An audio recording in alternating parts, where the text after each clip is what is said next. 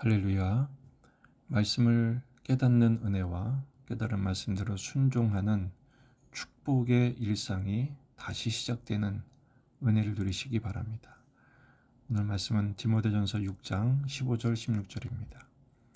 기약이 이르면 하나님이 그의 나타나심을 보이시리니 하나님은 복되시고 유일하신 주권자이시며 만왕의 왕이시며 만주의 주시오 오직 그에게만 죽지 아니함이 있고 가까이 가지 못할 빛에 거하시고 어떤 사람도 보지 못하였고 또 볼 수 없는 이시니 그에게 존귀와 영원한 권능을 돌릴지어다. 아멘. 본문에 계시된 주님은 어떤 분이신가? 눈으로 볼 수 없는 분이시지만 그 주님을 제대로 알고 섬기는 예배자가 되기를 원하십니다. 바울은 서신의 끝부분에서 하나님에 대한 소개를 자세하게 열거하고 있습니다. 그 중에서 강조되는 것은 아무 사람도 보지 못하고 또 볼 수도 없는 분이시라는 점이죠. 하지만 15절에서 기약이 이르면 하나님이 그의 나타나심을 반드시 보이실 거라고 강조하고 있습니다. 그리고 이 명령을 지키는 것도 주님이 다시 나타나실 때까지 재림 때까지 이 일에 계속하라고 강조하죠. 보이지 않는 하나님은 1장 17절에서도 이미 강조한 바가 있습니다. 바울이 바른 복음, 바른 교훈을 그토록 강조하는 대목에서 보이지 않는 하나님을 소개하는 이유는 눈에 보이지 않는 주님을 섬기고 그분의 말씀을 따르기가 얼마나 어려운지를 알았기 때문입니다. 하나님은 보이지 않는 분이십니다.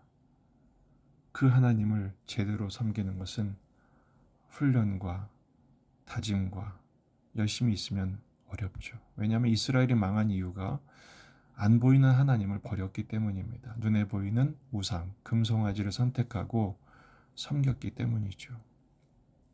우리가 그 오류를 반복하지 않으려면 두 가지가 필요합니다. 첫째는 경외의 연습입니다.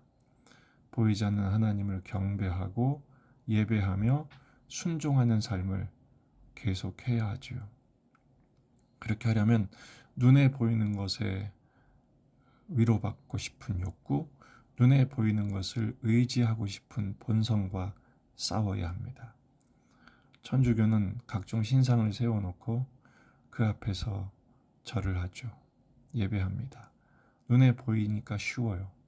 하지만 우리는 예배당에 십자가도 치우잖아요. 눈에 보이는 것을 의지하는 것이 아니라 하나님의 말씀을 신뢰하고 하나님의 말씀을 의존하며 그 말씀대로 순종하는 삶을 더 중요하게 여기기 때문에 그렇습니다. 성령님의 감동하심이 없으면 결코 불가능한 일입니다. 지혜와 지식의 근본이 뭡니까? 하나님을 경외하는 것입니다. 어떻게 이것을 실천합니까? 그 하나님을 끊임없이 사랑하는 것이죠. 시편 18편 1절 나의 힘이신 여호와여 내가 주를 사랑하나이다. 주님을 사랑하는 마음으로 예배하고 주님을 사랑하는 마음으로 그 말씀을 신뢰하는 것이 중요합니다.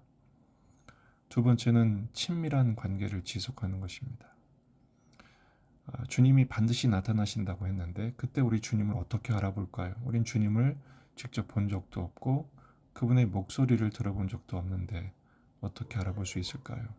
말씀을 통해서 평소에 사귀고 교제하는 경건의 연습을 계속하기 때문입니다. 요한일서 1장 3절에서 4절 우리가 보고 들은 바를 너희에게도 전함은 너희로 우리와 사귐이 있게 하려 함이니 우리의 사귐은 아버지와 그의 아들 예수 그리스도와 더불어 누림이라. 우리가 이것을 쓰면 우리의 기쁨이 충만하게 하려 함이라. 아멘. 본문에서 주님을 어떻게 소개하시죠?